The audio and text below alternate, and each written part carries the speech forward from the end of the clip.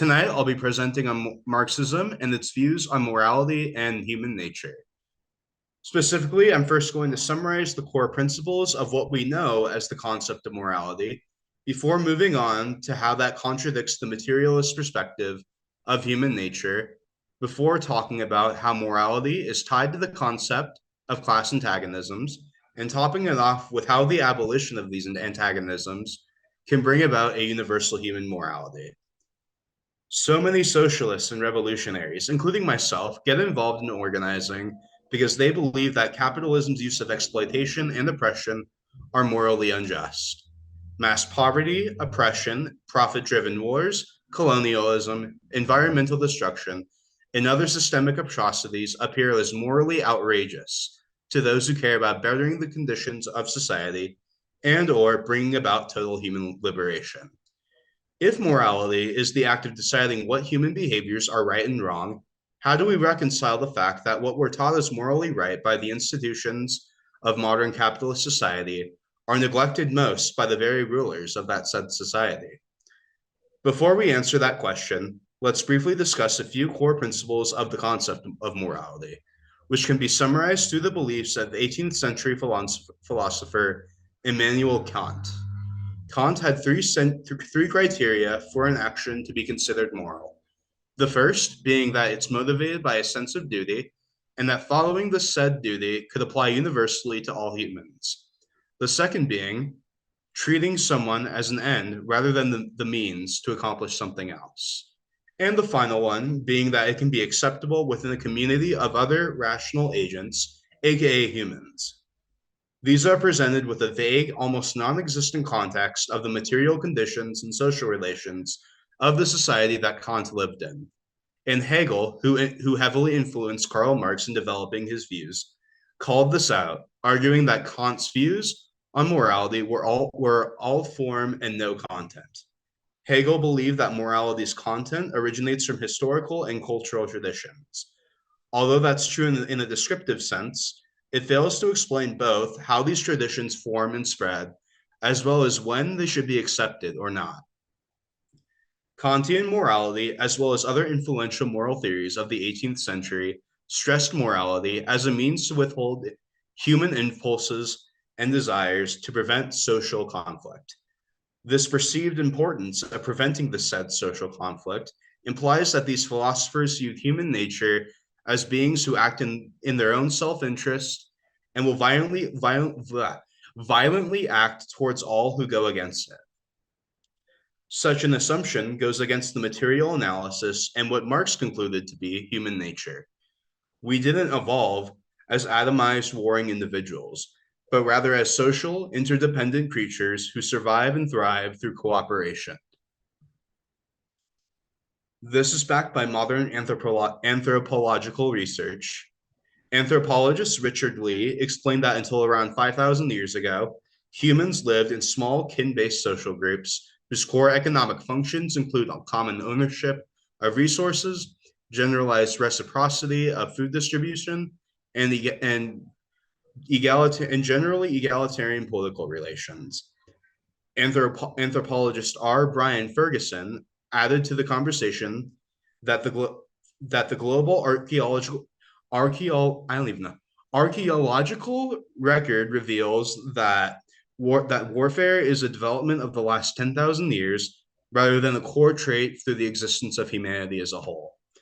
Human traits such as violence, competition, greed, and bigotry are not expressions of general human nature, but rather it reflects the social relations of the societies that they live in, who are dominated by the interests of those in ruling classes, who are the ones most likely to benefit from such traits. It's not natural for humans to wage war, privatize land and resources, colonize and enslave others, and enforce a patriarchal social structure. Overall, Marx viewed morality as being about how human nature can flourish and how humans can fully discover their potential. For this reason, he condemned capitalism as inhumane, since it limits the vast majority of humanity to reach their full potential. He also realized that morality in societies are organized that But he also realized that morality in societies which are organized through antagonizing class relations is used as a tool to further the interest of each class and impose them on opposing classes. Under capitalism, the class morality of the bourgeoisie will be in service of maintaining a system which continues the accumulation of capital and the exploitation of labor and resources needed to do so. This is why bourgeois society consistently preaches and conditions people into feeling a sense of importance for hard work ethic, individual responsibility, professionalism, and other superficial social norms. Because conditioning these traits as morally right serves the bourgeoisie in raising and maintaining obedient, exploitable workers alongside loyal, intimidating enforcers of their class ambitions. On the contrary, this is why bourgeois society has always and will always downplay or flat out demonize individual and collective actions that go against their interests as a class, no matter how egalitarian and humane these actions are. Since the class interest of the proletariat is to liberate itself and all of humanity by extension, from global capitalist hegemony, its class morality will be in service of this task and any step taken towards it. As part of the revolutionary vanguard of the working class, we rally behind the values of solidarity, internationalism, class independence, and mass collective action, all of which are in support of our interests as a class. Some actions that reflect their class morality are strikes/other militant labor actions, class independent social movements, and the use of violence en masse as a means of defense against their class enemies. Other actions that might appear in support of our class interests, such as individual acts of terror, reformist politics, and class collaboration, don't reflect proletarian morality, as these do not advance class interests of self-emancipation and can often backfire with further repression from the bourgeoisie, leading to the worsening of conditions than before these actions took place.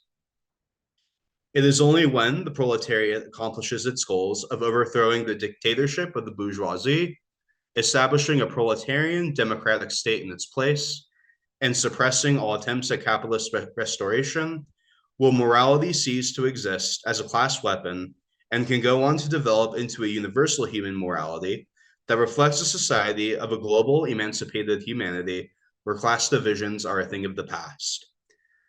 Just as we can't predict what life in the communist society will specifically look like, we can only guess what the moral values of a post-class society humans will follow. Right now, we must remain in the present of where we are as part of the revolutionary vanguard.